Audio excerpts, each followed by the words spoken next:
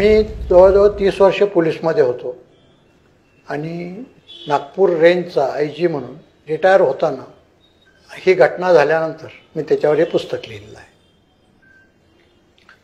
साधारण 2002 पासून भारतामध्ये मोठ्या प्रमाणावर ब्लास्ट होण्याची श्रृंखला सुरू झाली आणि त्यामध्ये कित्येक लोक मारले जायचे, कित्येक जखमी व्हायचे. आणि ज्या दिवशी ही बातमी यायची इंटेलिजन्स ब्युरो ही त्याच दिवशी आपला इनपुट द्यायची. हे बॉम्बस्फोट कुठल्या तरी मुस्लिम संघटनेने केलेले आहेत, लष्कर-ए-तोयबा असेल किंवा सिमी असेल, अशा कुठल्या तरी संघटनेने केलं हे त्याच दिवशी यायचं. IBने इनपुट्स द्यायचे, ह्या स्पेशल टेररिझम स्क्वॉडनी त्याचं इन्व्हेस्टिगेशन करायचं आणि मेनस्ट्रीम मीडियानी त्याला भरपूर प्रसिद्धी द्यायची. हा पॅटर्न सुरू होता 2002 पासून 8 पर्यंत. तरीसुद्धा हा पॅटर्न चालू असताना नांदेडमध्ये ते बॉम्ब तयार करत असतानाच तो स्फोट झाला. त्यामुळे त्यांना ते लपवता आलं नाही आणि त्यामध्ये जे मिळाले ते सगळे RSS आणि बजरंग दलाचे टेररिस्ट होते 2006 साली. आणि हे सायंटिफिकली प्रूव्ह झालं होतं, कारण त्यामध्ये 2 लोक मेले होते बॉम्ब बनवताना आणि 2 जखमी झाले होते. आणि त्या 2 जखमींचं ज्यावेळी नार्को ॲनालिसिस टेस्ट केलं त्यामध्ये त्यांनी ह्या सर्व गोष्टी सांगितल्या होत्या की आम्ही एक्सप्लोजिव्ह स्फोटकं कुठून आणतो, आम्हाला ट्रेनिंग कुठं दिलं गेलं, आम्ही हे कशासाठी बनवत होतो, कुठे कुठे आम्ही पूर्वी केलं, ही सर्व माहिती त्यांनी दिली होती. पण मेनस्ट्रीम मीडियाने त्याला दाबण्याचाच प्रयत्न केला. इथे ATS मध्ये महाराष्ट्रामध्ये 2005 ते 2008 पर्यंत KP रघुवंशी नावाचे ATSचे चीफ होते. 2006च्या मालेगावचा अगदी उलटा जो तपास केला तो त्यांच्या काळात झालेला आहे. पण जून 2008 मध्ये त्यांची बदली झाली. हेमंत करकरे हे ATSचे चीफ बनले महाराष्ट्राचे. ते चीफ बनल्यानंतर सप्टेंबर 2008 मध्ये मालेगावमध्ये एक स्फोट झाला, 6 लोक मारले गेले. IBने पूर्वीच्या प्रमाणे यांना आपले इनपुट्स पाठवले की यांनी केले असण्याची शक्यता आहे. पण करकरे म्हटले की बाबा मला तुम्ही एव्हिडन्स दिल्याशिवाय आय विल गो प्रोफेशनली. म्हणून त्यांनी काय केलं, जे प्लेस ऑफ ऑकरन्स होता तिथे त्यांना एक मोटरसायकल मिळाली. त्या मोटरसायकलची ओनरशिप त्याचं इन्व्हेस्टिगेशन करत असताना त्यांना प्रज्ञासिंग ठाकूर यांचं नाव त्यात निष्पन्न झालं. प्रज्ञासिंग ठाकूरनं अरेस्ट केल्यानंतर त्यांनी काही गोष्टी सांगून टाकल्या, शी ॲडमिटेड. आणि त्यामध्ये त्यांना मदत करणाऱ्या काही लोकांची नावं सांगितली. त्यात एक श्यामलाल साहू म्हणून होते. त्यांनी लेफ्टनंट कर्नल पुरोहित, दयानंद पांडे, समीर कुलकर्णी, मेजर उपाध्याय तशी त्यांनी ती नावं सांगितली. आणि दयानंद पांडे की जे स्वतःला शंकराचार्य समजत होते त्यांच्याकडे 2 लॅपटॉप मिळून आले. आणि लेफ्टनंट कर्नल पुरोहित होते त्यांच्याकडे एक लॅपटॉप मिळून आला. हे 3 लॅपटॉप म्हणजे जरा पॅन्डोराज बॉक्स, जादूचं पोतडीच म्हणता येईल आपल्याला. कारण त्यामध्ये ते ज्यावेळी करकरेंनी पाहायला सुरुवात केली त्यावेळी त्यांच्या लक्षात आलं की एक फार मोठी कॉन्स्पिरसी गेल्या 6-7 वर्षापासून भारतात होत आहे. ही कॉन्स्पिरसी अभिनव भारत नावाची एक संस्था की अगदी हार्ड कोर एलिमेंट्स जे RSS मधले होते त्या लोकांनी एकत्र येऊन ही जो आपला डेमोक्रॅटिक सेटअप आहे तो उलथून लावणे आणि त्याच्या जागी आर्यावर्त हिंदू राष्ट्र स्थापन करणे, म्हणजे थोडक्यात ब्राह्मण्यवादी राष्ट्र निर्माण करण्याचा अजेंडा आहे. मग याच्यासाठी हार्ड कोर रिलिजियस लीडर्स किंवा राजकीय नेते, मग ते कुठल्याही पार्टीचे असोत, नॉट नेसेसरली BJP, ज्या पार्टीच्या हार्डकोर एलिमेंटना हिंदू राष्ट्र स्थापन करण्याचा त्यांचा उद्देश आहे किंवा पाठिंबा आहे, अशा सर्व लोकांना ते बोलवले. त्यामध्ये काही डॉक्टर्स होते, काही इंडस्ट्रियलिस्ट होते, काही बिल्डर्स होते, काही हिऱ्यांचे मर्चंट्स होते, तर अशा सर्वांच्या त्यांनी मीटिंग्स ऑल ओव्हर इंडियात घेतल्या आणि ह्या ज्या सगळ्या मीटिंग घेतल्या त्यांचं व्हिडिओ आणि ऑडिओ रेकॉर्डिंग दयानंद पांडेकडे होत्या आणि lieutenant colonel पुरोहितकडे.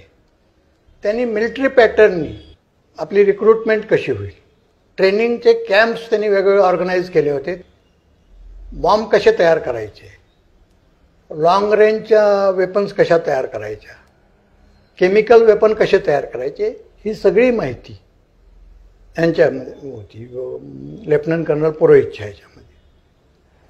I was approached by Mr. Karkare on phone whether I would like to take up this matter as a prosecutor.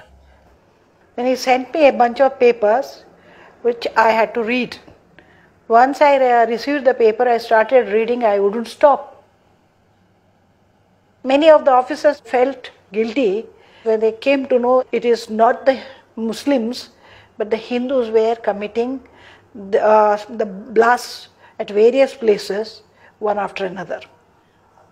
From the material which was recorded in the laptop of Shankaracharya, we got to know about Sanjota Express, about Mecca Masjid blast and various other cases.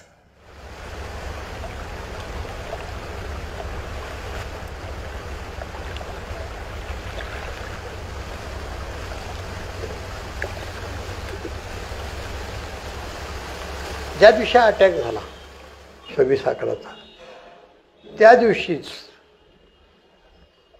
He salient आहे ना, ह्या बाईंनी त्या दिवशी कोर्टामध्ये जो करकरेने 3 video बघितल्या होत्या, 3 व्हिडिओ आणि 2 ऑडिओ, त्याचा रिपोर्ट तिने कोर्टाला दिलेला आहे त्या दिवशी.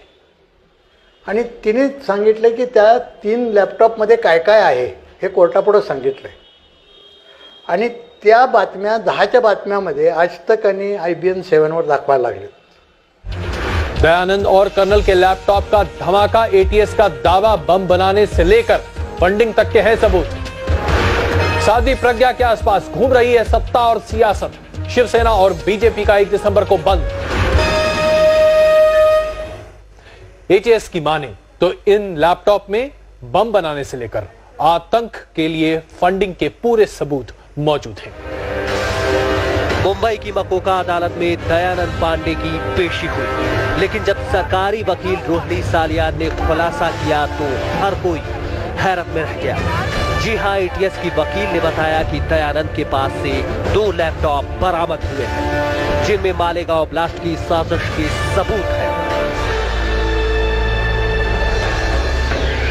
ATS का दावा है कि उसके हाथ लगा है लेफ्टिनेंट कर्नल पुरोहित का लैपटॉप, जो मालेगांव ब्लास्ट की जांच में काफी मददगार साबित हो सकते हैं.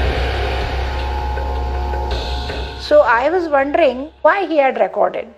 There is talks like this that they have already approached Israel, Nepal, Thailand, and people have promised them all logistics. So from Israel, weapons they wanted to contribute, and during the investigation some few confessions were given by Rakesh Daude and by Shankaracharya.